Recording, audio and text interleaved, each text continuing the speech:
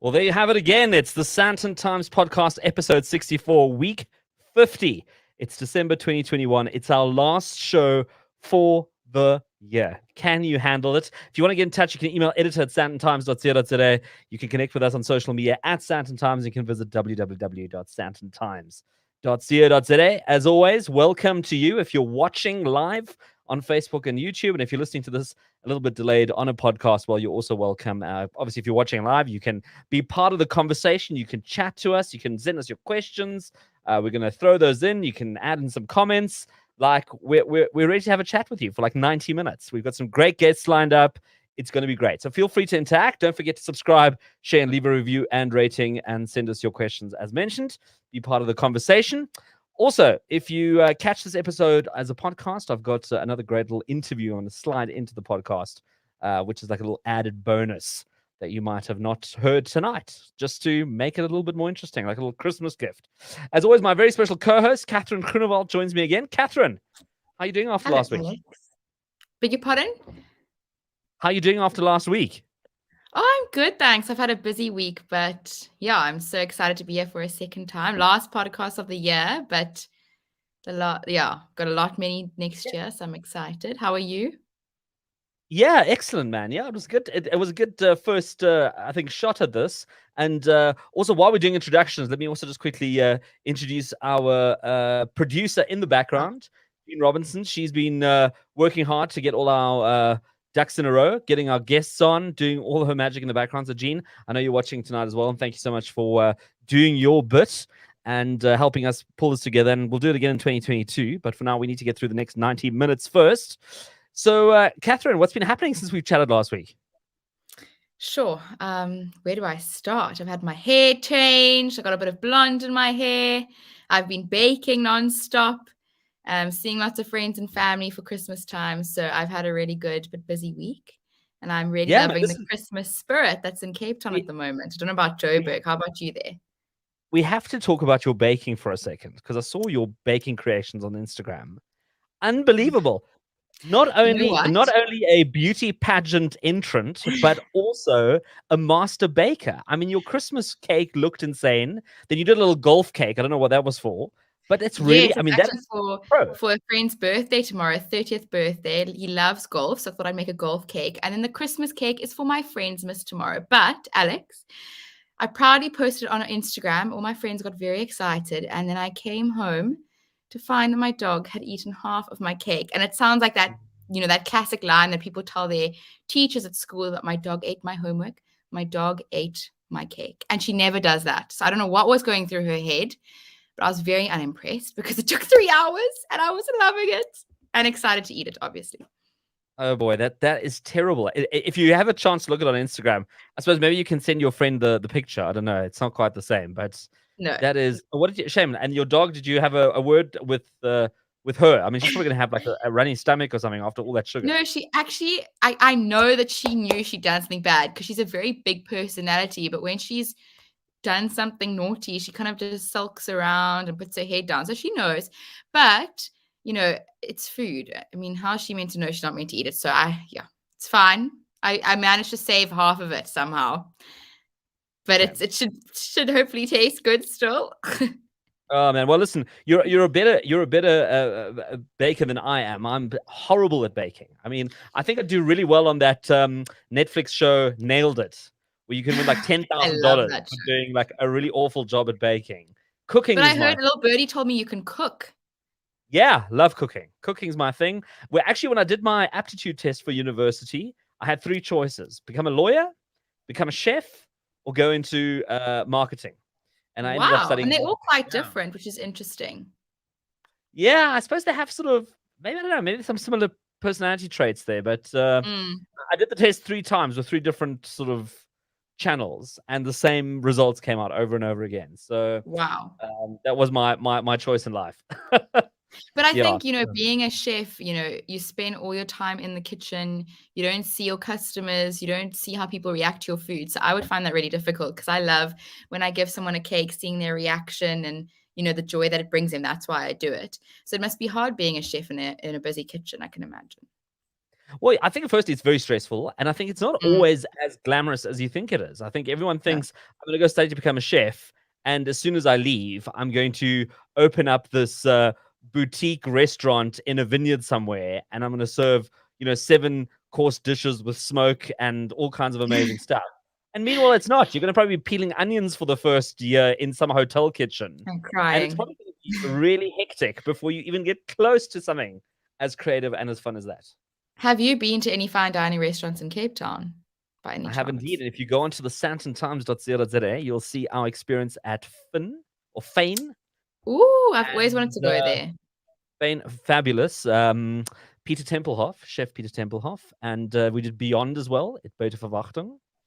And then La Colombe in Convention.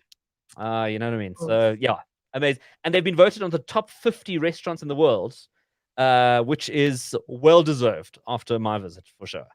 I agree. I went 2 weeks ago. It was fantastic. I want to try Chef's Warehouse at Tinswalo. Yes. I recently met the head chef there, Brahms, and it just sounds incredible, and the view is amazing.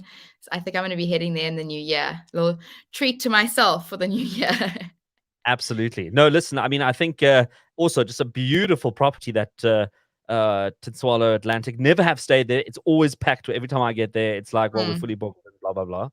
But, I mean, you're not running out of good places to eat in Cape Town. That's for sure. Not at all. And there's a new, well, I don't think it's very new, but there's a bar that I want to go to called Art of Duplicity. And it's a speakeasy bar. And it's just been rated, I think, the 88th best bar in the world, which is really big, actually. I saw it in the news yesterday, and apparently it's amazing. They have live jazz, I think, from Wednesday to Friday, and it looks fabulous. And, you kind of have to go through a few secret codes to get there, which I love. It's like a whole experience. So when you're next in Cape Town, that's something I think you should do. And me, actually. I think I'll do that. I'm actually should be back down there in February next year. So I'm going to put that on my list of things to do. Yes. Catherine, time is moving fast. We've got so many guests today, and we still have to get through our news to go before we get chat to them. So let's get into that now quickly. So from the website, from the Sandton Times website, crazy story this week. Police officer was shot and robbed in Sandton. The whole thing was caught on a mobile phone video. And it's just unbelievable how brazen this was. Middle of the day, at an intersection, from what I could see, 2 guys who had shot and robbed this sergeant. And there's a lot that's happening in the background now. The police immediately deployed a 72-hour manhunt to try and find these, these killers. And we're going to see what happens now after this. But this video went viral. We've also got it up on the Sandton Times YouTube channel, and it's just incredible in terms of just cell phone videos. What you can do these days. Can I tell you a funny story quickly?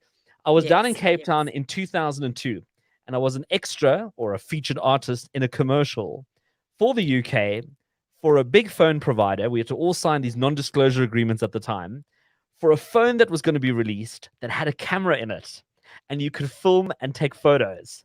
And I thought, wow, mind blown. Can you imagine what you could do with a mobile camera on a phone? and now look what it's doing. It's crazy. I mean, that phone was probably like a 1 megapixel camera. It was probably nothing sensational, but now look at what you can do with a phone on your camera. Then there's a family in the Western Cape. News 24 reports they found a boomslang in their Christmas tree, which sounds absolutely horrendous. I found I think it was a cobra under a fridge once when I was at a lodge, which was an experience and a half. But a boomslang in a Christmas tree, yeah, not fun. I know it's snake season in Cape Town, and I saw one on the hike the other day, so I don't think I'll be hiking for a while. But not scared of going near my Christmas tree too. Well, good news is somebody came to rescue this the snake in the Christmas tree. It feels almost like 2 biblical stories that kind of got mixed up. Adam and Eve and sort of Christmas got mashed up in the story there. Then Elon Musk was named Time magazine Person of the Year. Boy from Pretoria. There he is on the cover of Time. And I feel like this is almost overdue. It feels like he should have been on the cover a long time ago. I agree. Crazy. Yeah. Crazy stuff, but amazing stuff. I mean, he's got Tesla, he's got SpaceX, he's got Starlink, the Satellite Internet Company, The Boring Company, which I think is such a great name, and then Neuralink. Me too. Um, I love that he's from Pretoria. I think it's amazing. It's just so crazy. Don't you think? I don't know. It's always so amazing when these celebrities these people become so famous, like Charlize Theron and all our other beautiful South African celebrities. But yeah, Elon Musk. Trevor Noah, Arnold Vosloo. I know. The list's endless, actually. Yeah, Princess Charlene of Monaco. There's another one, I mean, South Africans are unbelievably talented. We've got very resilient. So we do some great stuff. So there he is. I don't know if you watch Formula One. Max Verstappen won the Formula One. He's now world champion. And I think the first Dutch world champion, if my memory serves me correct. And then Miss India, Hanar Sandhu, is crowned Miss Universe. Another Miss India is a Miss Universe. Amazing. And our girl came third. We love it. Second runner up. Second, wasn't it? Well, second runner up. So there's first, then there's first runner up, and then second. Oh, right. Okay. Yeah. She did so well. I was sitting there feeling like a proud mom watching her, actually. Yeah. So amazing. But remarkable. I'm always amazed how, India's won this so many times now. It's unbelievable. But I think it's also they've got, I don't know, they've got such a big population. I suppose they've got so many people they can choose from. And she really was incredible. She's 21. She's so young, and she was just so mature. And I don't know if you saw, but Steve Harvey asked her to make an animal sound when she was in the top 16. And I thought she did it with so much grace and so much confidence. I think I would have crumbled if someone had asked me that on a big stage in front of the whole world. What animal sound did you go with? A cat. Oh, I missed that. I remember that Steve Harvey's still hosting this thing. Didn't he have a couple of odd moments at the show in the past? Every year there's something. I think this year there was a lot of news about that cat noise situation. Wow. Well, listen, Steve Harvey's ever not available, I'm sure I could be free myself up for a Miss Universe pageant. I've got a great tuxedo. It'd be the best job in the world as a man. It's high profile, good quality stuff. So yeah, we'll be there. So yeah, those are just some of the highlights that I picked up on this week. Also, we're just talking about restaurants. We've got this fantastic Italian restaurant in Johannesburg called Luca's. They've been around for like 27 years. I don't know if you've ever been to Joburg and eaten there, but they're known for this ridiculous salad dressing called it's got a name. Can't think of it now. I think it's called narcotic dressing or something like that. But the ingredients of this dressing are unknown, but you can buy them in bottles. You can take it home. It is sensational. Well, they've moved into the heart of Sandton. So they're literally next to the JSE. They used to be a little bit further out. They used to be in sort of Rivonia area. They've opened up a whole new restaurant. Had a chance to eat there on Sunday. Fantastic. Nothing's changed except for the location, but the food's fantastic. Right next to Greenhouse Bar Johannesburg, which opened up a couple of weeks ago as well. So that whole 24 Central next to the JSE, which is that little center, amazing. Monarch is open there now. There's like a day club / dinner dance kind of vibe. A real hub for restaurants and sort of hospitality, even in this time of, where people are talking about restaurants closing down and all this horrible stuff. Talking about day clubs, I went to a day club on Sunday, actually. It's called Cabo. I hope I pronounced that correctly. It's where Shimmy Beach Club used to be. So they've basically taken over, and the interior design in there is, I think, the best I've seen in Cape Town by far. It's so beautiful, so classy, so well done. I had the time of my life there on Sunday. It was fantastic. I haven't eaten or had any special cocktails yet, but I'm definitely going back. I've only seen a couple of pictures. I was down there when they were under construction, because I remember when Shimmy was no longer, people were posting these pictures on the internet, and it looked really sad. Having been there a few times, it looked really derelict and abandoned. And then February, it's calling your name, Alex, because it really is so beautiful there. Honestly, they've done it up so well. Just going to make it in time before the weather turns. Yes. It's probably the best time of year to go, actually, in terms of weather. It's always so great in Feb. Probably. Well, if you're watching, if you're listening, please don't forget to subscribe, share, and leave a review or rating for this podcast, video, however you're consuming it. And then also don't forget to send your questions and comments. Just be part of the conversation. You can just drop them in whatever comment box you're in. If you're on Facebook or on YouTube, it'll pop up on our side and we can slot you in. And I hope the technology doesn't miss you. That would be terrible. So we hope we find your comments and you can slot yourself in and be part of the chat, which will be absolutely fantastic. Kat, have you got any December plans? Sure. Nothing crazy, because you just never know with COVID what's going to be able to happen and whatnot. So I'm kind of just enjoying Cape Town. I think that's my favorite thing to do over December. There's so much to do here. And I love just going to the markets and going on hikes and going for dinners. So a lot of money is being spent on food. And that's kind of my December plans. How about you, Alex? Are you staying home for December?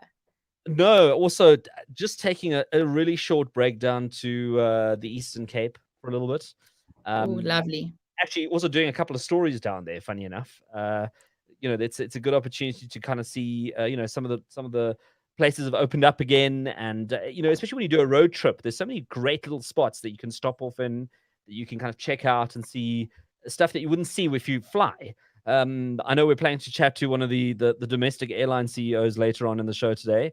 But, when you drive, it's just a different vibe, and you become so, I don't know, you become so proud of South Africa when you start seeing these little dorpies and people living in like the most beautiful corners of the country. I mean, even the Eastern Cape, I felt is so underrated. I agree. It's so undermarketed. I went to the Transkei 2 years ago for New Year's Eve. I spent about 10 days there, and it was absolutely beautiful. Oh my gosh.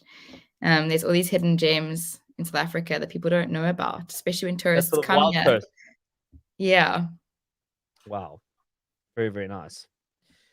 Well, Catherine, yeah. So, I mean, you know what? Talking about hospitality and talking about these things, and we're going to welcome our first guest for today. So, a mate of mine posts this thing on Instagram. He's just bought a hotel, sort of an older hotel on an island in Greece. And he did this by selling his cryptocurrency. And he decided he's going to buy himself a hotel, renovate this thing, and this is going to be sort of a retirement sort of business. Although he's probably not even a year older than me. But I thought, good on you, buddy. Like, you've done exceptionally well. And with that intro talking about cryptocurrency, it's great to have Sean Saunders join us. He's the CEO of Revix. And as always, full disclosure, I have made use of Sean Saunders' Revix platform, which is great. Sean, it's working unbelievably well. It's a really nice look and feel that you've got going. I know you recently upgraded it. Hey, Alex. Thanks very much for having me. And a big thank you for that sort of intro. I mean, what more can I ask for, right? Gosh, you'd think I'd be paying something here. We'll send the invoice afterwards. Sean, yeah. Yeah, I mean, look, I don't know if everybody's going to be investing in cryptocurrency and buying a hotel on an island in Greece. I mean, it sounds like the dream. But yeah, man, how are things going in the crypto space at the moment? Wow, that's a good question. It's been up and down. I mean, I guess you could actually ask me that at any point in time, and I'll probably answer with exactly that same statement. But no, over the last while, it really has been rocky. We've actually seen a pretty big pullback in the crypto market. Roughly $350 billion with a B has actually been removed out of the market. There's just as around this new variant. People are just nervous around interest rate hikes. Inflation's going out of control. You've seen a big sell-off in the tech stocks. You've seen a sort of a risk-off sentiment across the market. So, some of those lucky ones that cashed in and bought islands in Greece and all the rest. I don't know if it was an island you said, or if it was a property in Greece, either one or the other. They landed up probably getting out at the right time over the short term. But, at Revix, we say, look, zoom out, look at the longer term story here. It was quite funny. We had a customer that came in a few days ago. And, we're a passive investment platform. So you come to us and you say, listen, I want exposure to the cryptocurrency market, right? And then you pick one of the products. We don't actively try sort of invest on your behalf and outperform the market or, get you X% return or anything like that. And the customer was like, you've lost me money because, my investment's down, I don't know if it was, let's say 15% over the last 30 days. And we were like, oh, we're so sorry. Obviously, we're going to, help you understand what exactly you're getting exposure to. And just by coincidence, we then clicked the customer's 1-year graph. So it zoomed out, and all of a sudden they were up 180% over the last year. And that's the narrative, really. It was like sort of this, but like, wait a second, you still made, it was a fair amount of money over the year. And that's the story. You're sitting with a $2.5 trillion asset class, right? This isn't monopoly money anymore. Bigger institutions, and crazy enough, South African banks and South African telcos, the likes of Vodacom and MTN and all the rest, they're talking about getting in the space. Like, this is mainstream. Like, it's quite crazy. I'm sort of in this position where I'm like, well, we've kind of arrived. You've got El Salvador that's adopted Bitcoin as legal tender. What more could you ask for in a year of crypto? Well, Sean, I know it peaked just over R1 million earlier this quarter. It's now down to, I think, about 767,000 odd as we speak, and it's constantly moving. Some people might say it's a sale on again. It's a good time to get in, and it'll probably go up again. I know, funny enough, over December, over the last couple of years, it always seems to be this sort of weird peak that happens, and then it kind of subsides a little bit again, and then it kind of goes through the cycle again. I mean, it's a very hard market to predict. But do you have any outlook as to what you think might happen in 2022? I would love to pull out my crystal ball, but it doesn't work really in the crypto space. If anyone can tell you what future prices there are going to be in the crypto space, please let them give me a call. I'd love to know. There's no way we can predict really where this market's going to go. Our thesis is that over the long term, you're sort of seeing this generational buying opportunity. It's crazy as well. We had this user group study a couple of weeks ago where we got 35 people under the age of 35. Kind of just a funny number, really. Actually, as I said this out loud for the first time, I'm like 35 under 35.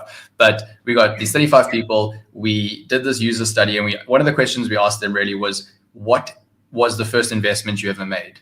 And 70, I think it was 72, 73% of that group of people, whatever that round number is, they came back to us and said that crypto, or Bitcoin in particular, was their first investment ever. Now that's mind-blowing, right? Like, you've got this entire group. I mean, that's not necessarily an old group of customers or individuals that have invested, and crypto was the first sort of foray into the investing world. And I'm sure as you look into sort of Generation Z and the millennial group, I mean, that's going to definitely be the case, probably even a higher percentage. And that's quite astounding. So I really do see this as being a generational shift, and it's probably a move from commodities like gold or silver into the likes of Bitcoin. And I mean, this narrative is definitely not running out, because at the end of the day, this is only 11 years old. The entire crypto market's just entering its 12th year, so it's still pretty nascent. But if I had to look at the three major trends probably heading into next year, number one, regulation. You're definitely going to see more regulation in the space, and I think that's going to be a net positive for the entire ecosystem. I think you're going to see bigger corporates definitely entering the space. I mentioned some telcos. There's banks in South Africa looking at this. Internationally, there's a big group of sort of wealth managers that are now actively investing in crypto. That sort of has this domino effect where other wealth managers get involved. And I think the third thing to keep an eye on is this weird term of DeFi. And we spoke about this before, but decentralized finance is eating up real finance. I mean, rewind 18 months ago, and you had the entire decentralized finance world worth roughly around $1 billion. And in today's terms, I mean, you're looking at hundreds of billions of dollars locked away in these DeFi protocols. Now, we obviously don't have time to go into what exactly DeFi is, but if you haven't heard of that term, go read up about it. I mean, this is something that is growing arguably faster than any other category out there. And I think that's only going to accelerate into next year. Well, listen, with Revix, you've also got some really exciting other products lined up, which you've been sort of teasing about on your platform. There's some potential investment into cannabis. There's investment into AI. I mean, there's a whole variety of sort of alternative investments that you're looking at bringing online. Are those still looking good for 2022, or might there be a little bit of a shift? I don't know if you can see the gray hairs. You actually can't. This light's really good. But it's so difficult to launch these in South Africa. I just can't tell you. Regulation is just so, and it's really just exchange control, really, that makes it difficult in South Africa. We are planning to still move ahead and launch them. We're speaking with quite a few big name providers at this point in time. Internationally, definitely. I mean, we're expanding into the UAE, we're expanding into the EU. And it's a lot easier to sort of launch all these products there. In South Africa, we're still facing a bit of an uphill battle, but we're hoping, fingers crossed, that the FSCA and SARB will come around to permit us to offer them. Well, listen, I think it'd be great if you could. I mean, I know that there's been all kinds of other sort of local investments where you can invest into blueberries and honey and all kinds of other things, wind power. And I've got another friend of mine that I studied with. She's now into renewable energy that you can do all kinds of amazing stuff with. And it looks like the world is opening up to doing things differently. You no longer are stuck on the JSE having to hope and pray that something eventually goes up, or a bank gets bought out or something, and you might get like your 2% return. I mean, it's really getting exciting now in terms of where you can put your money. Oh, definitely. I sort of, this is a dad joke, but like if you put together Generation Z and millennials, you get Generation W, Generation Weird. Because this is a generation that doesn't do anything like their parents.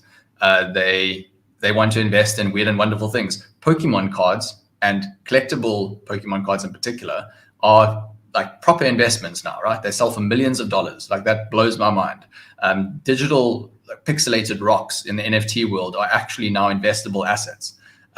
It gets weirder than that. You can flip Instagram accounts. Like, this is a real thing that you can invest in as well. Classic cars are being fractionalized. You can get fractional ownership in, I don't actually know any classic cars, so I'm not going to even try to go down that route. But like, there's all these different areas that you can invest in. And I mean, our job really over the longer term is to say, well, listen, these are pretty complicated areas to invest in. Let's make it simple. Let's make it effortless. Catherine, you're in your 20s. Have you bought anything weird or wonderful that you've invested in? No, I was going to say, how do you start investing? Because I would like to start, but I don't even know where to begin. Do you have any tips for anybody? Oof. Yeah, no, it's always sort of daunting to make your first investment. I always say start small. Doesn't matter what platform you're going on. It's a learning curve for the first 2 or 3 years. But if you don't do it now, then at some point in time, you're going to be paying those school fees anyway.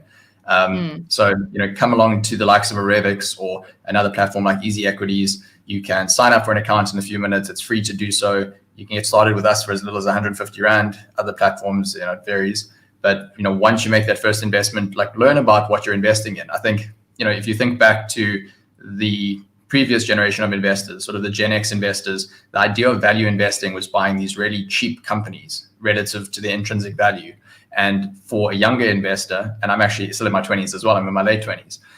But for a younger investor, value investing is actually more sort of aligning your views and your interests and your passion with where you're putting your money. And I think that's a trend that's growing, and that's really the trend that we're wanting to play into. So, if you're into renewable energy or you're into any of these other categories, putting your money into that is, in my opinion, a good idea, because it sort of fuels your interest and you get more involved and you invest a little bit more in this area as well.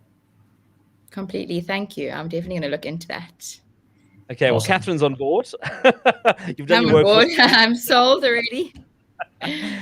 Sean, you've brought some new currencies on board this year. Are you looking at any particular currencies for next year? Any new listings on Revix that you'll be able to invest in outside of the portfolios? Because I know you've got your portfolios, which I almost consider your signature investments, but you've also got the opportunity to invest in individual currencies. Oh, yeah, definitely. So we've got Avalanche that we'll be launching next year. That's an Ethereum challenger. So if you start looking at sort of the smart contract world and sort of blockchains operating as sort of highways where other applications can be built on top of, sort of as an analogy, thinking of your mobile phone's operating system, you've either got Android or iOS that permits a whole bunch of applications to be built on top of it. That's essentially what all of these sort of new Ethereum challenges are looking at doing. So the likes of Avalanche, the likes of Solana, Cardano, they all have performed exceptionally well over this last year. I mean, you got to look at the returns of some of these. It's kind of weird. It looks like it's almost like a fake return. The return's so good. And I think those are, in particular, it's a sector that we're really excited about. We actually offer a bundle that provides exposure to that sector of smart contracts, if you ever wanted to get exposure to it. But I mean, we've got loads of other cryptocurrencies we're wanting to launch. And in addition to that, early next year, we'll launch some vaults. So really what these are is if you're wanting to earn some interest on your cryptocurrency, just like you could on your rands or dollars or pounds, you can come along to us, deposit Bitcoin, deposit Ethereum, deposit Solana, Avalanche, and earn a yield on that. And that could be up to 25% per year. And that's a real return. That's not us, guaranteeing pie in the sky. You'll actually, receive that in your Revix account. Well, Sean Saunders, CEO of Revix, it's great to catch up with you again. And thank you so much for making the time to chat to us on this particular last podcast of 2021 that we're doing, and also streaming on YouTube and Facebook. And I look forward to chatting to you in the new year. Let's see what 2022 brings us in terms of a return on an investment. So all the best for Christmas and a Happy New Year, man. Fantastic. And thank you very much for having me on. Here's to a very exciting 2022. It's definitely not going to be boring, eh? The future is going to be weird. That's, I think, the statement we can walk away with. Yeah, definitely. The future's weird, but the new year won't be boring. There you have it, Sean Saunders. Catherine, there you go. Now you've got something to do some research on. I know. With Sean. Definitely going to be doing that. Okay, great. I actually have never known how to even start. So now I know of an app. I really am going to look into it. I think it's a good idea. You can never start too young. If you're watching, don't forget you can subscribe, share, and leave a review or rating for our show today. And as always, you can send your comments and questions. I see there's one that's come through that says, interesting trends, thanks, Sean. So I think, Catherine, you're also quite thankful for a couple of hints and tips. And we've got our next interview lined up for tonight. He's a man who's got his finger on the pulse of the economy and of politics. And we haven't had too little of either in 2021. So as always, it's good to see Daniel Silke join us. Let's bring him into the studio here. Daniel, good evening. Good evening, Alex. Lovely to be with you. Daniel, thank you so much for making the time to be with Catherine and I. And Daniel, what's 2021 been like in your books? What are you reflecting on in December? Well, it's been a crazy year, I think, all round. And I think for any of us who've lived through this particular year and frankly, last year as well, it's been a time of, I think, adaptation to different and changing circumstances. One lowers one's expectations, you raise your expectations. I think it's been a difficult year for just about everybody. And perhaps, it is an opportune moment to reflect on the highlights or lowlights, but also hopefully look towards a better 2022, which I'm optimistically predicting. Yeah, I mean, Catherine, I don't know about you, but it feels like this 2020, 2021, going into 2022, it almost feels like a trilogy. It feels like a sort of a 72-month odd year that just never ends. I know. I remember asking my dad how long he thought COVID would last, and he said 5 months. So it's been a while, I think, but it's always exciting with a new year. I love New Year. It's such a good time to start over and get excited for a fresh beginning, Well, Daniel, do we have a fresh beginning for 2022? Do you think that the little bit of shift that we've seen in politics in South Africa will bring us something to look forward to? Or is it going to be more complications and more tragedy on our way? Well, look, I think we have seen important changes. The big changes this year politically is that we've got a much more competitive democracy than we had just a few months ago. We've got an ANC that got below 50% of the vote. There's a vulnerability to the governing party. They're no longer assured of winning a commanding majority or any kind of majority for that matter. And there's nothing like a bit of competition. We know it's good in business and it's pretty good in politics. And I always say politicians only wake up when they feel as though they're not guaranteed of getting back into power. So perhaps that will be the impetus for better service delivery, for more ethical governance as well over the course of 2022. So I think that's a tick for South Africa. And obviously from a COVID perspective, look, medical advances in the last year have been remarkable. We didn't have a vaccine effectively 12 months ago. So, when you think about it, where we've come from, and even today, the announcements about the potential successes of a COVID tablet or pill, which will really help serious cases, this could be a major game changer over the next year or so. So I do think incrementally we will see better governance. We're going to see better healthcare options to get us through what hopefully will be the latter part of the COVID pandemic. But there's some issues that are going to plague us, Alex. I think the issues relating to Eskom and load shedding, I'm afraid they're not going away. And that issue is going to continue to put a dampener on our potential economic growth for next year. Well, I think it's a good point that you raised that, because I think there's also so many other underlying issues that are a pandemic in themselves. I mean, I was just thinking about it as I was driving around today. The crime rate, the gender-based violence rate. Then we've got things like you were talking about electricity that are going to continue sort of disabling and being a cancer within society. And maybe we've just become so aware of the disablement that COVID has brought with us because it's so highlighted and it's so prioritized. But in reality, there's so much other stuff that's really hampering us to getting our economy going and getting jobs going and getting people into the country and making things happen. Yeah, look, you're right. I mean, COVID has exacerbated many of our existing problems. We've had poor economic policy for many years. We've had poor governance. We've had high levels of corruption. And obviously, the big pandemic for me, other than the health pandemic, is the social ills that befall South Africa, in particular, the very high unemployment rate. And that unemployment rate has, of course, been made worse as a result of COVID. It's been made worse, certainly as a result of the travel restrictions that amazingly have been lifted, or more or less, certainly from the UK this evening. But with unemployment running at over 40% on the expanded definition here in South Africa, the knock-on effect of that really is seen in every aspect of the social distress that we have. So gender-based violence, crime and violence in general, those are really manifestations of poverty, inequality, and the inability of so many South Africans to find some sort of rewarding or remunerative job. And I think that's the real pandemic, frankly, that we have to address alongside the health issues. Well, I mean, another interesting conversation that keeps coming up of late, and I mean, it's a bit of like the elephant in the room or the dragon in the room, is China's role in the world. And I mean, the World Health Organization has beautifully tapped around, sort of their involvement in a global pandemic. But there's other tensions going on. Australia's making some interesting sort of political statements. The UK, the US.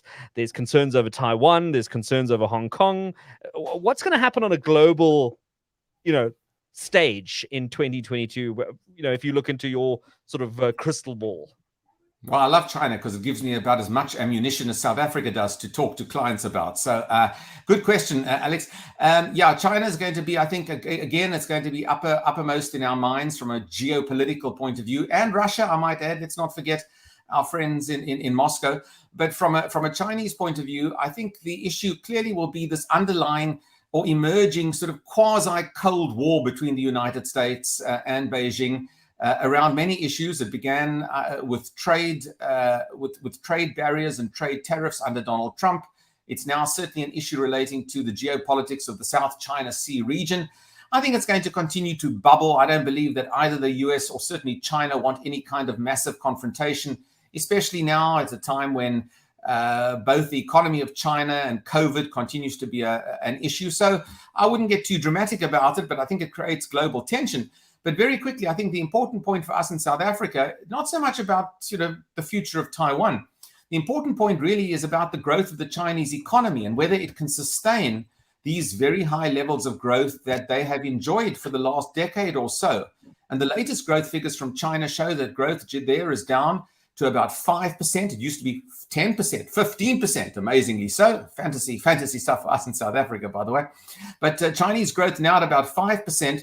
And if China's growth continues to slow, the demand for goods and services and commodities coming out of our part of the world into the Chinese economy also slows. So that's not necessarily good news for us or for our African brothers and sisters to the north of us, who are certainly reliant on this Chinese growth story for their export markets. And I think that's an issue that I'm going to be looking at very carefully over the next year, this future longevity of this great Chinese growth story that might well be perhaps a little softer over the next year or two.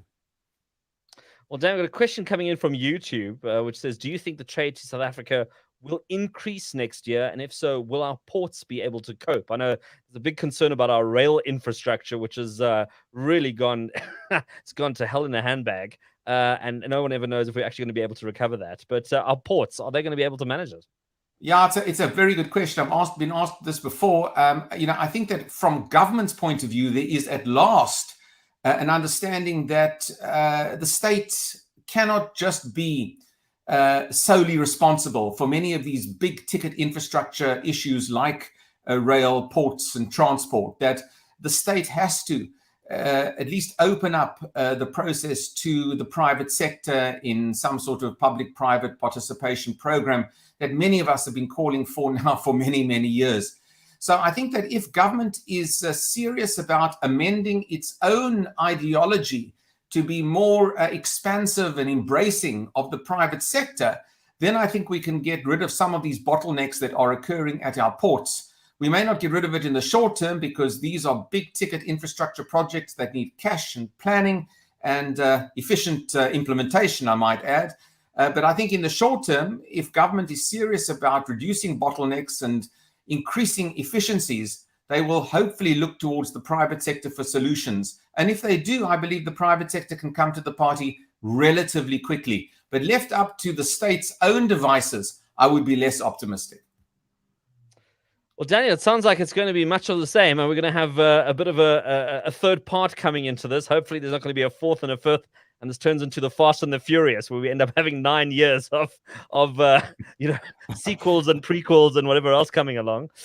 Daniel, is there anything else that's on your desk at the moment that's keeping you occupied, that you're keeping an eye on in the world? Well, I'm looking at the US economy. We've spoken about China. I think the US economy is very important because they are going to be looking at a potential rise in interest rates there. That interest rate cycle will probably begin in the early part of next year. And when the US raise interest rates, it can affect the value of the US dollar, which has an impact upon us and our rands. And obviously, if they raise interest rates, it can also force us to raise interest rates as well.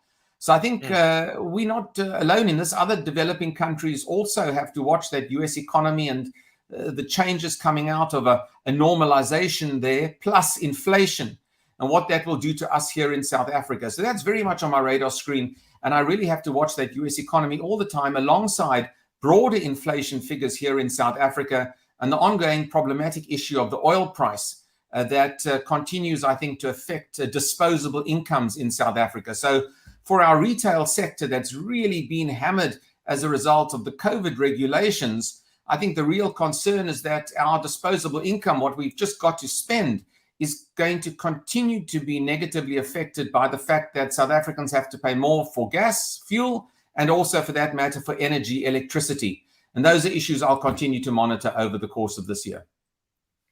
Catherine, this is your kind of field here now. I mean, you're sort of a first, maybe second time car buyer. Are you already thinking about making your next car an electric vehicle or a hybrid, or are you still immune to the price of petrol at this point? I think I'm immune to the price of petrol. I love my little car. I hope it lasts for a long time, keeps me going. I've got a Suzuki Ignis. It's amazing. It's so economic on fuel as well. I personally love it. Okay, but I'm open to learning about the electronic cars and all of this. Yeah, listen, I mean, we have to hope Eskom keeps us going, because otherwise we'll have nothing to charge these cars with, which is a whole nother story. Actually, Daniel had a very interesting chat to the team of one of the big car manufacturers, German car manufacturers. I said, look, you got this ambitious goal to have these cars by 2030, and where's the infrastructure? I mean, surely there has to be charging stations, and then once you've got the charging stations, who's going to make sure that those charging stations are actually connected to something? So it's quite a big task to try and roll out a whole new economy. Alex, it's a very big task. I mean, the countries across the world are grappling with this. South Africa has got, obviously, the Eskom issue to deal with, which is completely separate. But even in developed countries, it's not so easy to put in that kind of infrastructure.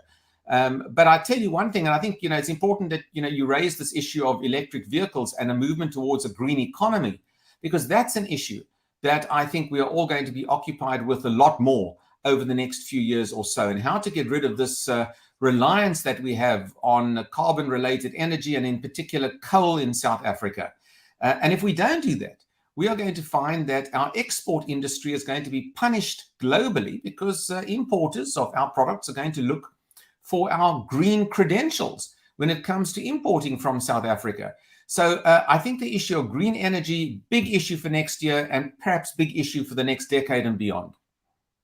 Well, Daniel Silke always got some great insights on the economy and politics, and I thank you for making the time to chat to us today. And I wish you all the best for the holidays. Get a good break, rest, and a good start to the new year. And hopefully we'll chat in 2022 sooner rather than later. Yes, absolutely. Thanks, Alex and Catherine. Have a very good festive season, and be well and be safe. Likewise. Yeah, you too, man. Thanks so much, man. Gee, Catherine, that's been an educational half an hour there already, man. First talking about cryptocurrency, now we're talking about the economy and politics. Any takeaways? I'm learning a lot, Alex. Beg your pardon? Any takeaways? A lot. I've got a lot to think about. I think I should stop watching Netflix in the evening and do some research instead. But you know what? There's some great series on Netflix. I mean, there's some great business documentaries and all these things that really explain a lot of the stuff in much simpler terms than you could possibly even find on a lot of the academic stuff. And it's changed at such a rate. I mean, like even Sean, the stuff that he often talks about is changing at such a rapid pace. I mean, there's no way there's a textbook that can keep up. I think it's a constant. I think investing is all about consistency and reading up every single day. And that's what makes someone good at investing. So I've got a lot to learn, but I think it's really exciting to try something new. It's kind of like a hobby, I guess you could say. But I mean, now that you've been exposed to things like Miss South Africa, and you've also done, a lot of research as part of that process as well, are there a lot of these things that kind of keep you up at night that you think about a lot now? As you kind of, have to, you're finishing your degree next year. So I mean, you're in a very different sort of space in your life versus, maybe me, who's almost 10 years or 15 years down the line. Completely. I think I've got, big dreams, and there's a lot that I want to accomplish in a short space of time. So I'm kind of being a sponge and taking everything in. And I do have sleepless nights over all I want to do and what there is to do. And I think there's so many options, of someone of my age, where do I even start with all these things? But that's what's so great about it. And I think 23 is a good age to just learn from other people's mistakes and take in information from people that are wiser than me. It's fantastic being this age, and I'm learning a lot, even though it stresses me out a bit. No, listen, I mean, and if you're watching, if you're tuning into this chat, if you're listening to it on the podcast, obviously you can always email us, editor@sandtontimes.co.za, and we'll read out your email or take in your feedback and use it in the future, which is literally 2 weeks away. But if you want to subscribe, share, and leave a review or rating, please do so. And then also don't forget, you can send some questions and comments. They've been coming through, and you can be part of this conversation. Add some dynamism and some of your thoughts into this. I mean, it's not just Catherine and myself sitting here and waxing lyrical about cryptocurrency and electric cars, the future of China. I mean, it's sort of weekday evening where we discuss these things. Yeah. But you can never tune into this show and not say that there's not something here that you can walk away with. Hey, you can learn, right? Yeah, man. And we try to keep it friendly. We try and keep it like, accessible is the word. You don't want to, this is not a masterclass in financial analysis. This is, whatever you want to know. Like, just go ask the question. I also like podcasts because you can rewind and listen to it again until you understand a bit better and pick up different things. So, got a mix of everything here. Yeah, man, and especially if you're doing long road trips, right? Like, I mean, especially now over December, people are going to be driving to all kinds of parts of the world. I mean, you were talking about driving to the Wild Coast. And, I mean, you can sit there and you can listen to, whatever, Eminem or whatever it is that you listen to, pick your choose the artist. I'm excited for our next guest, Alex, because I need a new book to read over the summer when I'm lying outside. Keep me busy. Listen, it's funny you mentioned that. I'm actually looking at packing some books now because it's a terrible thing to say. I mean, you can't say I never get the time to read a book, because you can make time to read a book. Even if it's like 10 to 15 minutes every night, instead of being on your phone or watching TV or something, you just do a chapter a day or do something. But anyway, so now we leave it to the holiday, and we hope that the holiday is going to save all your book reading for the whole year. Completely. That's exactly me every single year. Yeah. So I know we got Devon Brough coming up just now. He's going to chat to us about his new book. But have you got any books that you're wanting to kind of just get off your list and say, listen, I need to read this book now and I need to get it done? I actually have one. I can see it on my desk there. It's called Side Hustle. And a friend recommended it to me, and I'm all about side hustles and kind of, making money in different places. So I'm really excited to read it. I've had it for a month. I haven't touched it yet, Alex. But is it a borrowed book, or is it one that you went to go buy? It's a borrowed book. So I should probably start it soon. But it looks fantastic, and it's definitely going to be my book that I read when I tan outside. Yeah. And you? What about you? Yeah, man. Listen, I'm busy. I got a couple of good books upstairs. I think the one is Jay Shetty, I think the monk that became an author, not the other way around. There was also the one that the monk. Yes, I've heard of that. Anyway, so I'm looking forward to reading his book. I've had that for a couple of months now that I actually need to. Actually, you start and then you don't really get through it. Then there's another great one called. Let me see if I get this title right, because it's you have to get these things right. Never negotiate the difference, I think it's called. People are going to be putting this on their Christmas wish list. So yeah, that's right. Never split the difference. Negotiating as if your life depended on it. It was actually written by a chief negotiator. I think he worked for the FBI. He's a former FBI hostage negotiator, and he's written this whole book on learning how to negotiate. But it's negotiating anything. I mean, you're going to be negotiating leases. You're going to be negotiating your job contracts, anything to do with business, and being an FBI. hostage negotiator of all things, where you're literally dealing, with life and death. It's a really great book, and I think I've probably gotten halfway with it. Then, Oh, I don't know if you've ever sounds done right. this thing where you read multiple books at the same time. I can't watch multiple Netflix series once. I get too distracted and confused. But first podcast of next year, I'm going to ask you how both of those books were, Alex, and I'm going to hope that they've been finished. Oh, wow. Okay. Well, listen. No pressure. Let's do this. If nothing else, one or two of books we'll get back on. I don't know if it'll be those two, because also, one of the other things is I feel sometimes we also put so much pressure on ourselves that we get a book and now we're like, oh, everyone's reading this book. I need to read this book. And you get into it and you just cannot connect with this book. Like you can't get into it. You can't get into the rhythm, into the flow. And eventually you go, you know what? Like, this isn't for me. I need to, I need to just put this away and try something else. And somebody once gave me this great bit of advice. And they said, look, read the first 10 pages. If you're not getting anything out of it, like, don't now sit there and try and, hatch this egg.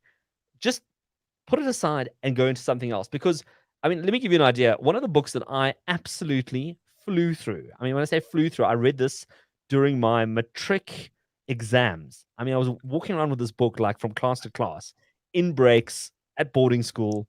It was Richard Branson's Losing My Virginity, and I think it's about 400 pages. Sure. But that book was so easy to read. It was fantastic. It's still my all-time favorite read. And that's the kind of stuff you need to then stick to. Stick to the stuff that you really enjoy reading, as opposed to now having to trundle through Lord of the Rings, all 3 books, because now you feel like you have to read this thing. I know, it's like at school when you had to read those books that you didn't have an interest in, there's no point. I think it's all about enjoying reading. It should be an enjoyable way to relax or wind down, let your imagination go. What are some of the books that you read at school? The Great Gatsby was my favorite. It was our matric book. I absolutely loved it. I also loved the movie. Animal Farm. Yeah, those are the only ones I can remember, Alex. I kind of just enjoyed school. I didn't.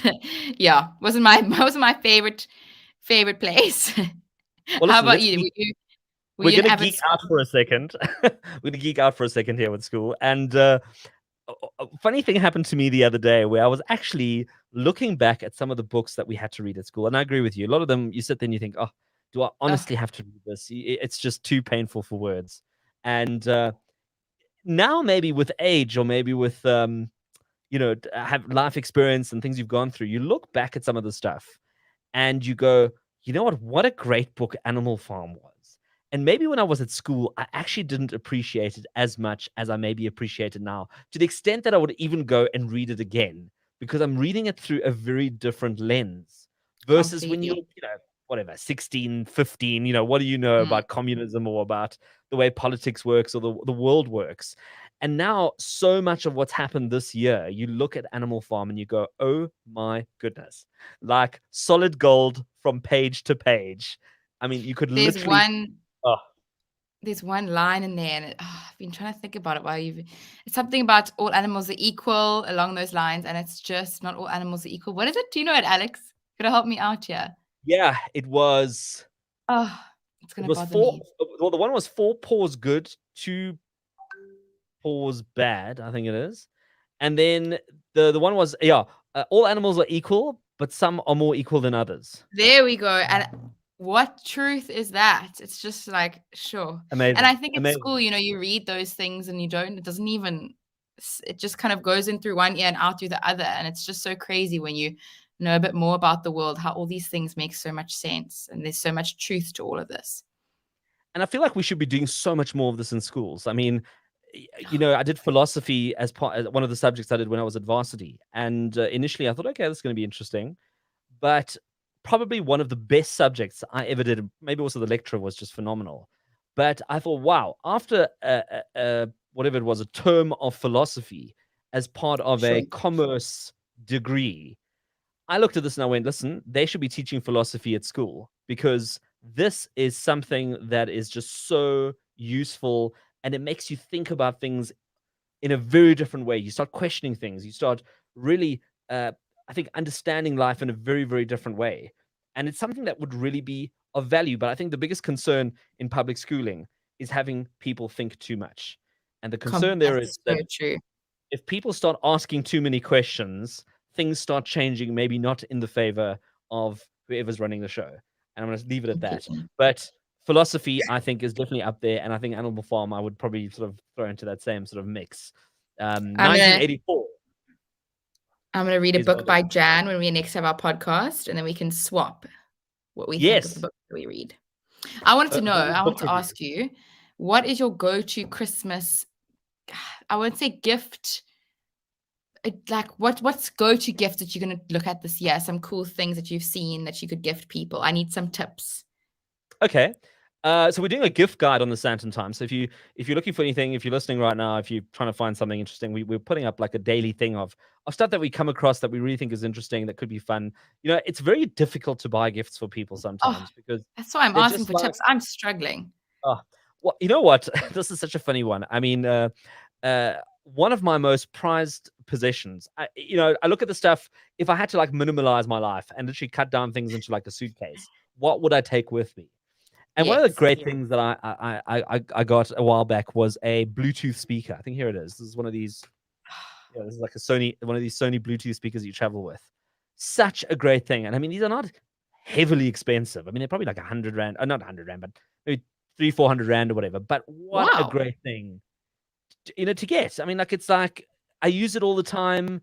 It's great to use when you travel. It's great when you're at home. Then the other great things, I don't have them on my desk here right now, is, I mean, it's a little bit more pricier, but I mean, if you're ever looking for a cool something, those Samsung ear pods, not the latest ones. Those latest ones with the silicone thing, I'm like, whatever. They had these ones that looked like jelly beans. They are sensational. Those are my best earphones I've ever gotten. I actually went to go buy a second pair just because I was scared they're going to discontinue them. And I haven't heard about these ones specifically. I have AirPod Pros, but I haven't heard about the Samsung ones. How much are those, out of interest? Do you know? Listen, I think they had a promotion on the other day. They were going somewhere between 2,000 and 3,000 Rand, depending on what color you went for and whatever. But just really great, canceling, and they literally fit into your ear. There's nothing sticking out of your ear. It like just disappears into your ear, and there it is. And the other interesting thing that I absolutely love is a soda stream. I don't know if you're big into sparkling water. Yes. Oh, stop it. A soda stream. Let me tell you. It's the simple things, The simple things. And you know what the cool thing is about a gift like that? Like with Soda Stream, like, yeah, okay, cool. Like, so it's a thing that stands in your kitchen and you think, well, is it really the sexiest gift? Firstly, they've got great designs. But then it's something that you can buy stuff for in the future, right? So let's say you gave your mom a Soda Stream. Next birthday or next Christmas, you can get a different flavors, or you can get a different cool bottles or whatever. Like, I mean, it's something that you can always add on. I mean, I remember I had at a sort of a non-family uncle, but sometimes you call somebody uncle and they're not your family. He bought me a Game Boy in the 90s. And every time he came to visit from overseas, whatever, he'd bring me a game for the Game Boy. So now I had Zelda and I had Mario Brothers and whatever. What a great gift. I mean, that thing is still going to this day. I mean, I'm wearing a necklace. I don't know if you can see it. It's a charm necklace, which is quite trendy now. And it's so cool because people can add charms, for gifts as birthdays or Christmas presents. I love it. And they give you something that's specific to their memory with you. So there's some really cool gifts out there. And I like those gifts that you can add on to every year. Or, as you say, like the Soda Stream, add the flavors. I love it. Yeah. So that, I don't know. That's my thoughts. And I mean, I think a Soda Stream or a Bluetooth speaker is quite sort of neutral. I mean, you can give it to anyone, old, young, whatever, age, race, whatever. It doesn't really make a difference. Other gifts become very complicated. Like, it's very sort of, like pillowcases or whatever. I mean, like, if that person isn't into Egyptian cotton or whatever. Anyway, our next guest joins us. I see he's just joined the studio. Devon Brough. He's brought out his book, and I'm so glad he got it over the line. We chatted a couple of months back. Devon, good to have you on the show. So lovely to join you again. Thank you for having me. So Devon, tell us, last time we spoke, you were sweating away. You were typing away like a madman trying to get this book done. It's out now, and it looks fantastic. It's got a great photo of you. There we go. That's what it looks like. Get over it. Get over it. How's it doing? I have been just so overwhelmed by the response from people who have firstly read the book, but also the response from exclusive books. They're really getting behind a local self-help author. I've been selected as one of 8 books for their refresh campaign in January. So it actually couldn't be better. Wow, well done. That's incredible. So Devon, you don't need any more pushing here now. Like, I mean, this thing is just going to fly off the shelves. Our job is done.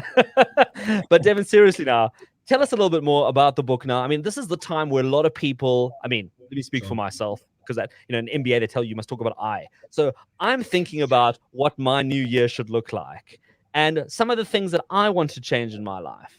And this is the kind of book that will probably give you some direction, or might just kick you in the right direction to get things going.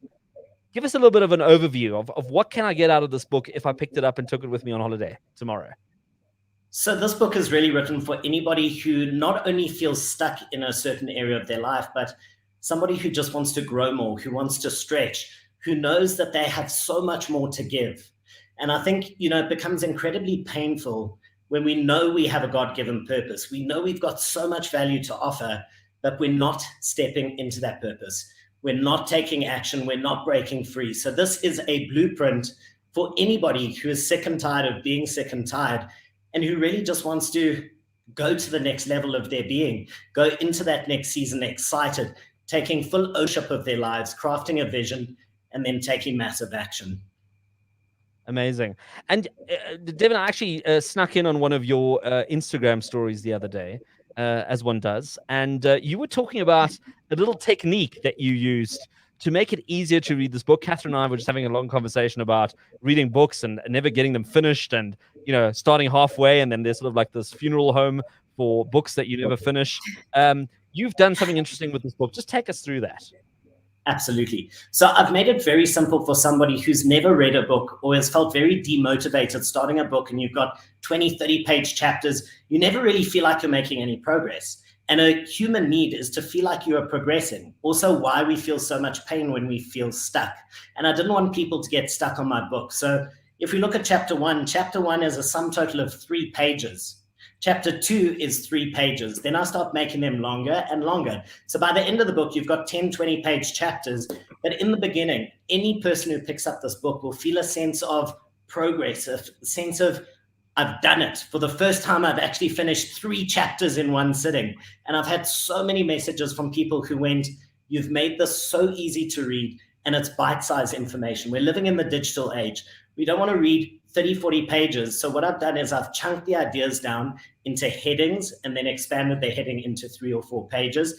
And every single chapter has a take action section. And in take action, I give you the practical tips. Because often in a book, you're left going, okay, cool, I understand this, I relate to this, but now how do I implement it in my life?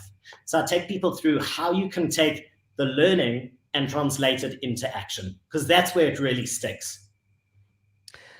I mean, a lot of this book and a lot that's come out of it is also very much based on your own history, and we've spoken about this in a previous podcast. You've had interesting scenarios with abusing certain substances.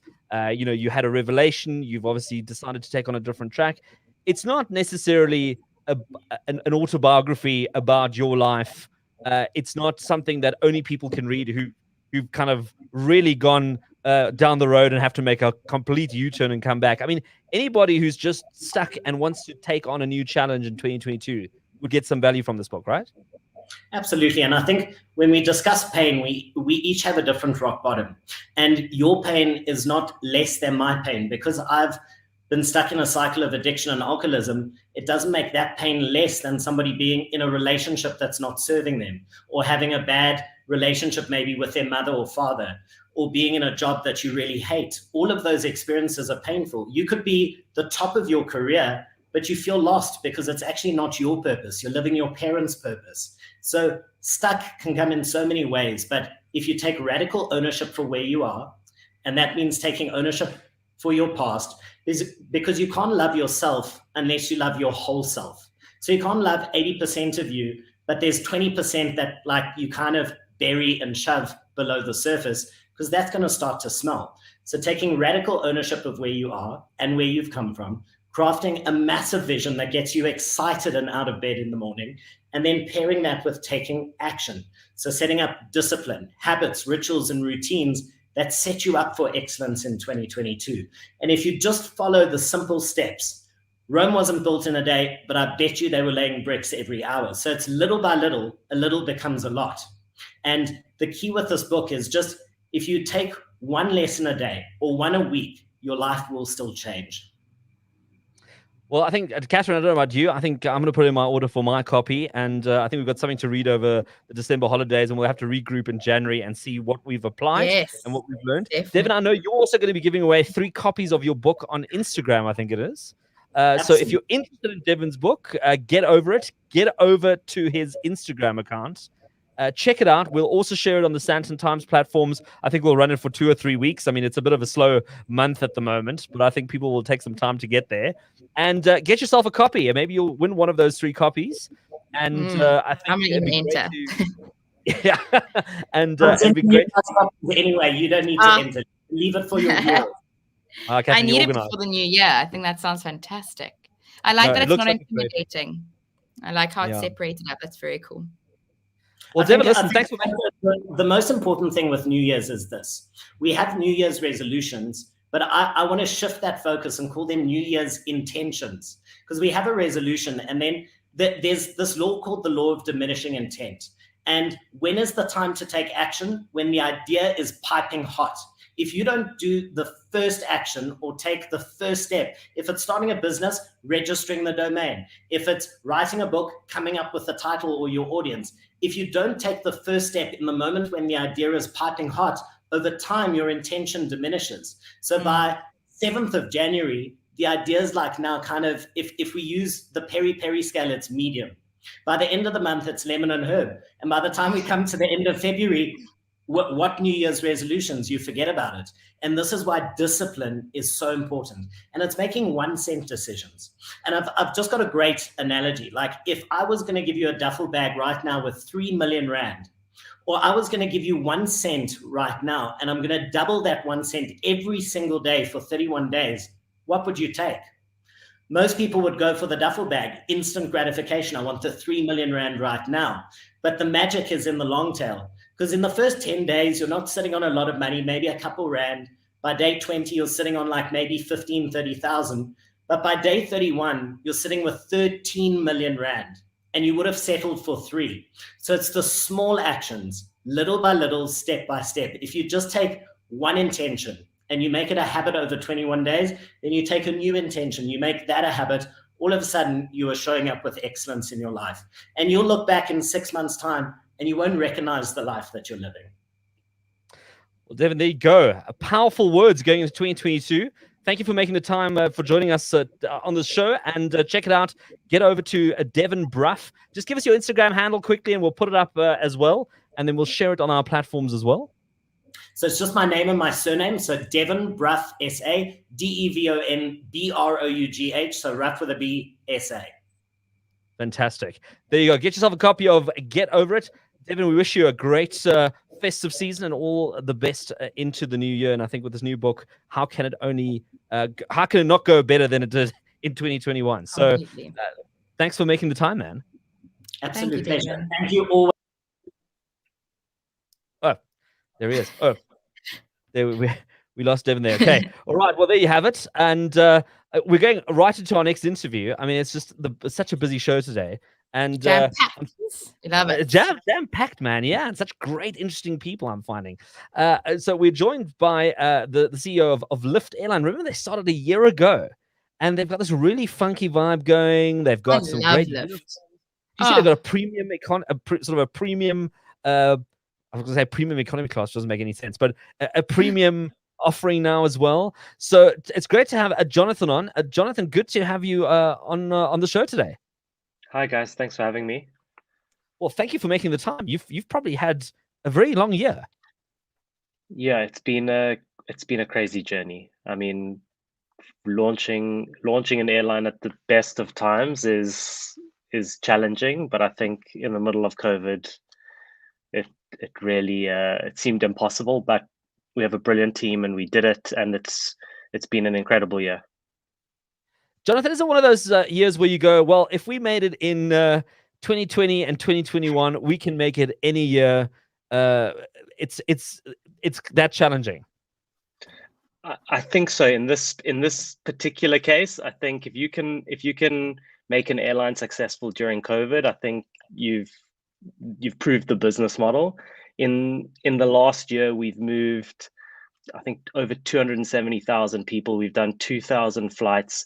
The most impressive thing for me, at least, is we've been on time 97% of the time. For a new airline, that's exceptional. So we've proved it all out, and we've also done some really fun things along the way. You know, Jonathan, I always love how airlines emphasize that. It's like the number one marketing selling point is that you're on time, however many percent, 97%. I mean, for me, the two big selling points are we're super safe and you'll never experience mid-air turbulence when you fly with us. That's all I'm asking for. But this time thing seems to be a really big selling point. What is it about 97% on time? It's very funny because we often go through, because our objective is to improve the customer experience from end to end and just make your journey as enjoyable as possible. And we debate, like, what are the important things? Obviously, safety is up there. It's the most important thing. If you don't have that, you're nowhere.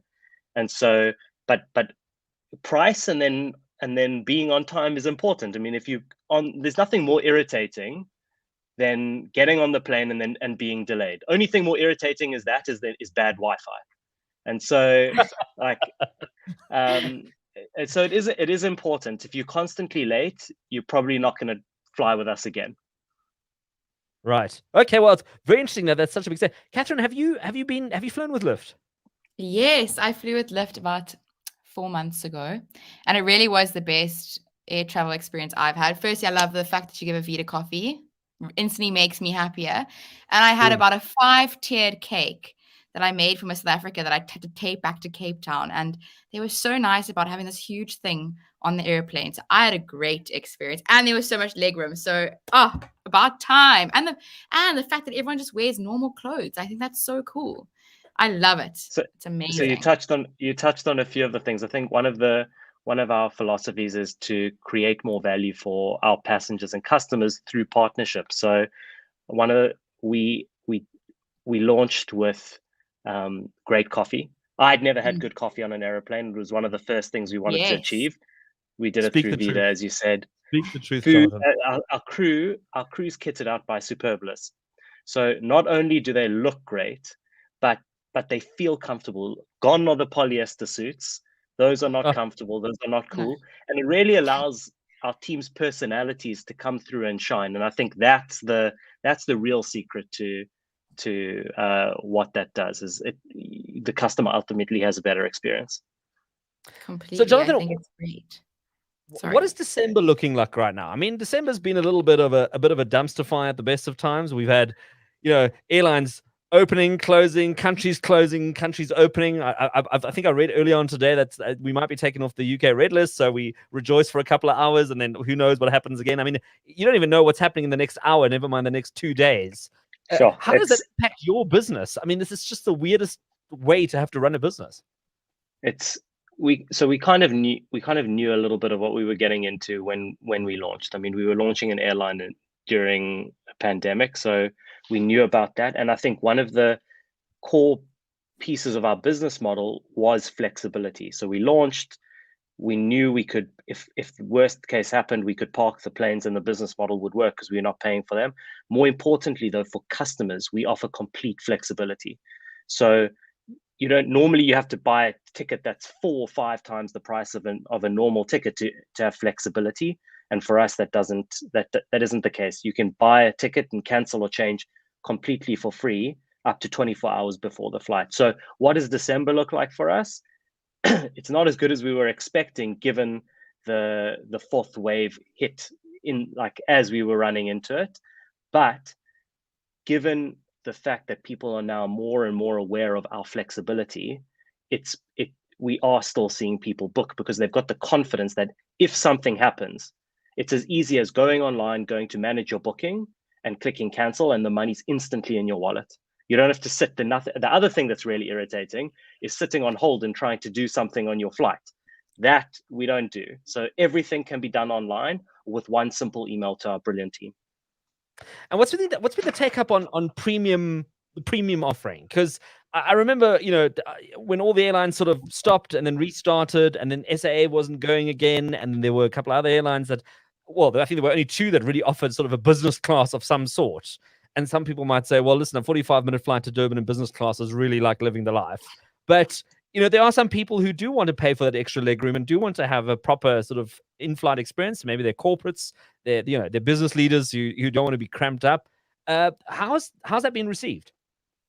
It's really, really well, and thankfully we've also seen catering being reinstated, because it's a big element of not only of economy class but of business class. Our premium, which is our interpretation of business class, it's been going really well, and I think it will take a little bit of time.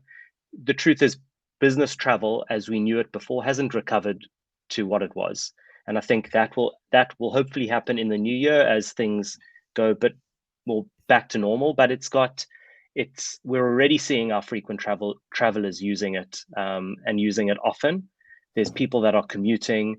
I think one of the big things that's come out of COVID is this work from home or work from anywhere.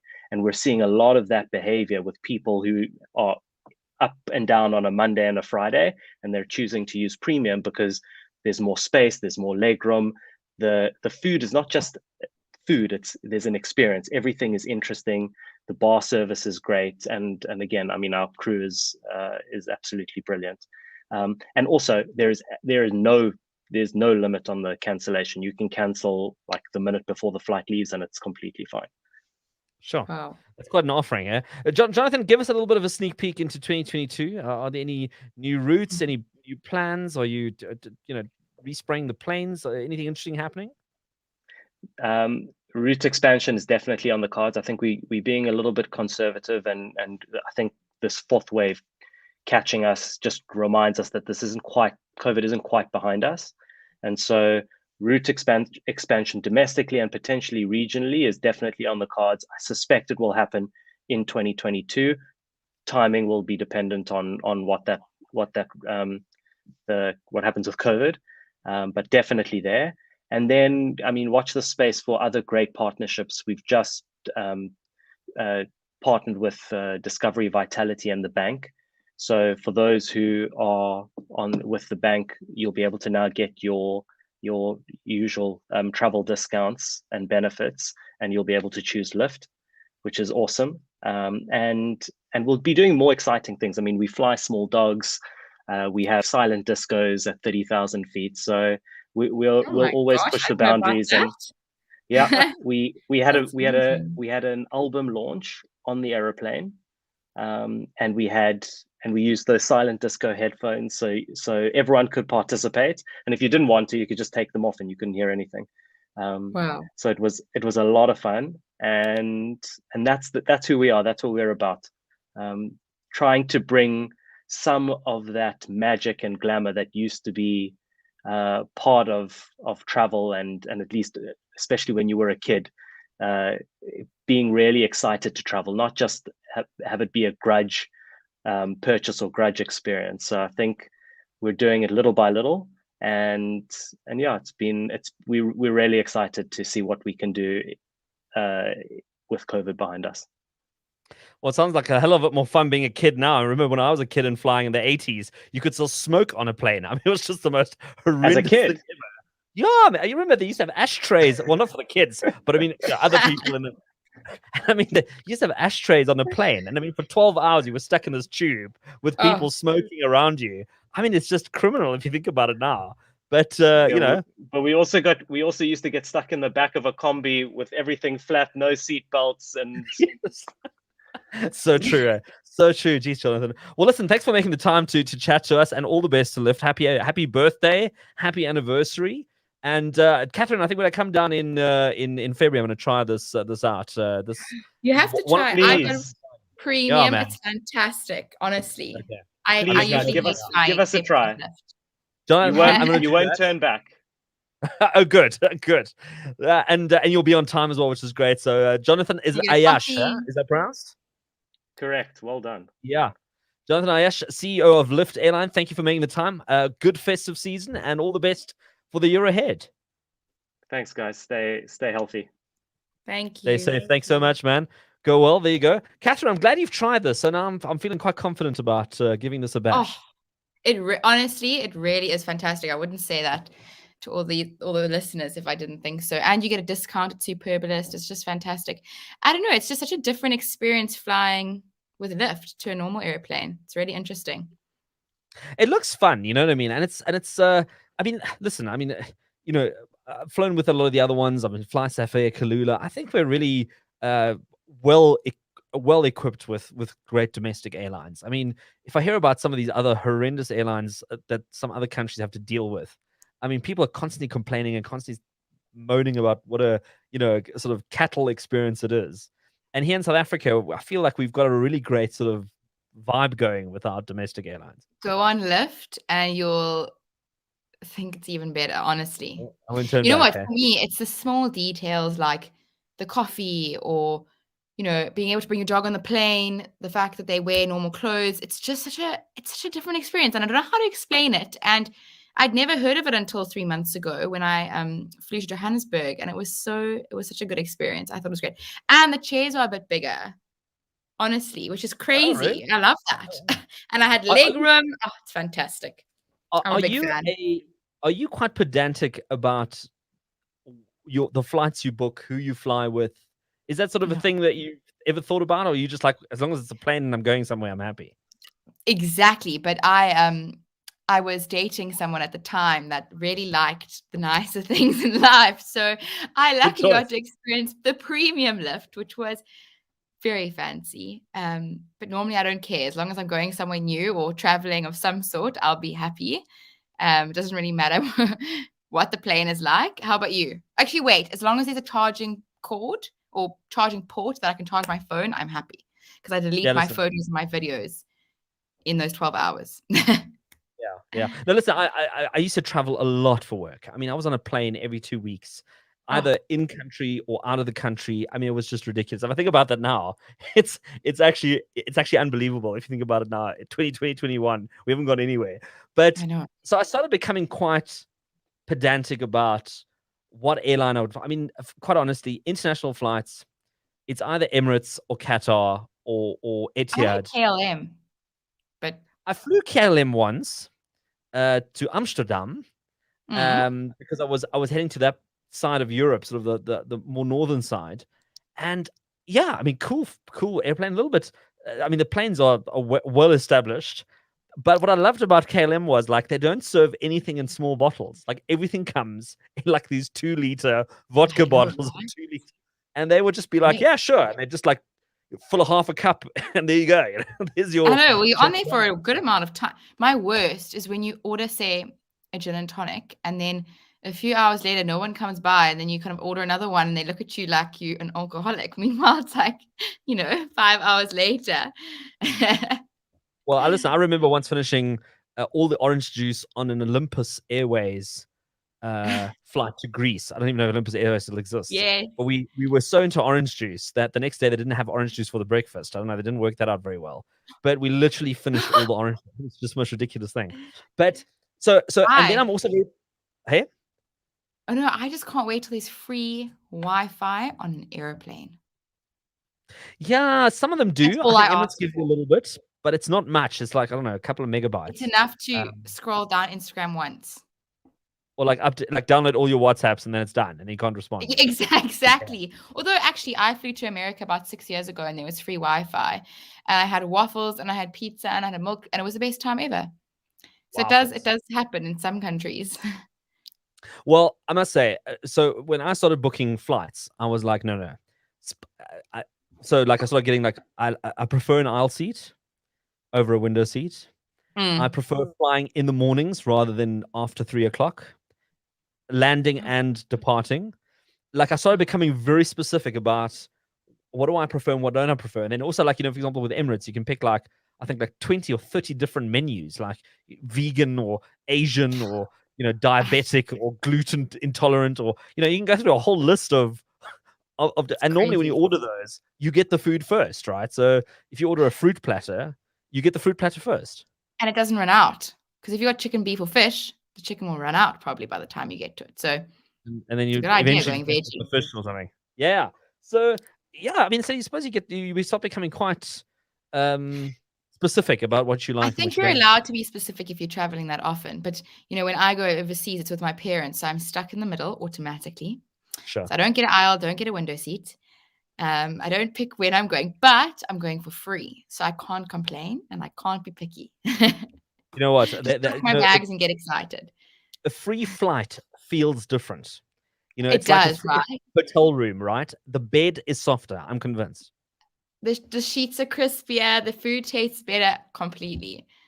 Yeah, no, it has a different feel to it. I think if you're paying top dollar, everything just becomes a bit of a schlep. But it should always be better when you're paying, right? Absolutely. Have you had any interesting sort of flight experiences? Like, is there anything interesting stories that you've ever come across when you were on a plane? No, but I was on a train in France, like a first class train, whatever. It was meant to be incredible. And I was about 9. And I was walking through the sliding doors, and I got stuck in between the doors on the train. Oh, those interlocking where you sort of in the open. No, it was it was like normal, just glass doors, and they closed on me, and I got stuck in the middle. And they had to get people to come and open all of them up. It was traumatic. And now every time I go into a lift, I run through the doors just so I don't get stuck again. I don't know. It's very weird. How about you? I think you should have a better story. Were you hurt? No, just traumatized. Shame, yeah. 9 years old to have a door close on you. It's not the greatest experience. Interesting plane stories. Yeah. Here's an interesting one, and I mean, I really hope people don't get all excited about this one, but I do feel like this needs to be addressed. And it's when you get stuck next to somebody who is morbidly obese. And let's get it right. I'm not a skinny guy. I wouldn't say I'm horrendously overweight. I wouldn't say that I'm, entering Men's Health's cover for January. But I mean, I've gotten stuck next to 2 people who take over half of your economy class seat. So it's their seat plus your economy class seat. And that's when things get a little bit uncomfortable. And I think it's worth calling out because I think it's really just one of those things where you go, listen, I've paid for my seat, you've paid for your seat, but the fact that you can't even open the little flap to put your tray on is a big problem. I mean, airplanes are uncomfortable as it is, and stuffy and small. I mean, I can't imagine being tall on a plane or something. Because I'm short, and I get uncomfortable with my knees touching the tray. I got stuck next to a guy twice. So the first time it happened to me, I swore never again will this happen to me. If this ever happens to me again, the moment I know what's going on, I'm going to call the stewardess and say, look, you need to move me. And most of the time, I find they're very accommodating. If they've got space, they'll say, look, we totally understand. Because I mean, who wants to go through that? And then, you can move to another seat. The second time it happened to me, this was also very weird. I was sitting in my seat and I thought, wow, there's a seat open next to me. Please let it be, somebody nice. And next thing I know, it's the same story again. This guy sits down next to me and I'm thinking, oh my gosh, I'm not ready for this. I pressed the button, stewardess comes, this guy, I don't know, he wandered off, I don't know where he went. And I said, look, I can't sit here. This is not going to work for a 10-hour flight. And she's like, look, I totally understand. We'll find you another seat. And the guy never returned. I don't know what happened to him the whole flight. He disappeared. Oh. I don't know what happened. I thought maybe, at one point I thought maybe he locked himself into the bathroom. He couldn't get out. And then I thought, well, let me not say anything because they might find him and bring him back. And then we're all going to be squashed up here. So, so the whole flight he was gone. And just before we landed, he suddenly reappeared, collected all his goodies that he'd sort of left at his seat. I mean, very bravely, his iPad and his phone and everything. And that was the end of the flight. And I was like, this is the most bizarre thing I've ever experienced. Wow. Wow. That's very interesting. Weird. I've never had anything that exciting. The most exciting thing that's happened to me is having a full 4 chairs free to sleep for Oh, 12 hours. that's great. The dream, right? Oh, No, that's the life. I mean, I got stuck on an A380 like that once, and I think we were like 100 people on this like 800-seater plane. I think we all got isn't it I think great? we all got a section of the plane. Like we all had our own stewardess team that would like look after you for this like 9-hour flight, which was amazing. I mean, you could watch. So I have you know a what- friend. He is royalty. Let me just say that. And he has this huge teddy bear that he takes around with him everywhere he goes. But when I say a huge teddy bear, bigger than me. And I was asking him how he brought it from the country he's from to Cape Town. He said, oh no, I bought it a first class ticket to Cape Town with me. So him and his teddy bear both get a seat in first class to Cape Town. And I just wanted to be like, the teddy bear can sit on me as long as I just be in first class. Because I've never been, but the teddy bear's been. How crazy is that? Catherine, I think that is the greatest image to leave us all with as we go into New Year. May your That's New the Year story, right? be like a teddy bear in first class whose ticket has been paid for. I And know. that is the ultimate dream. And I listen, mean, that is sensational. So I'm looking at the clock, Catherine. We're going to have to wrap it up on this episode and wrap it up on this year. But listen, it's been great fun doing these 2 episodes with you. I think we've had a good warm up. I hope whoever you are who's been watching, listening, digesting this, and I think we're still going to have quite a few additional listeners coming through over the next couple of weeks as people kind of get a chance to digest this.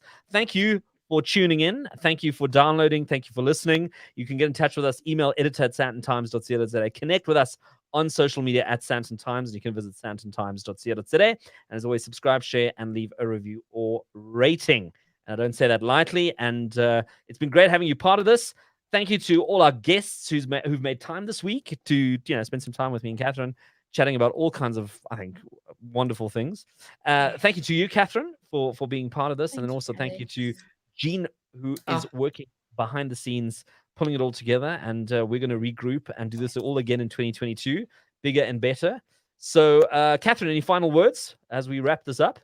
I'm so excited to be doing this with you, Alex and Jean. And to all our listeners, thank you for listening in. We've got some big things for 2022.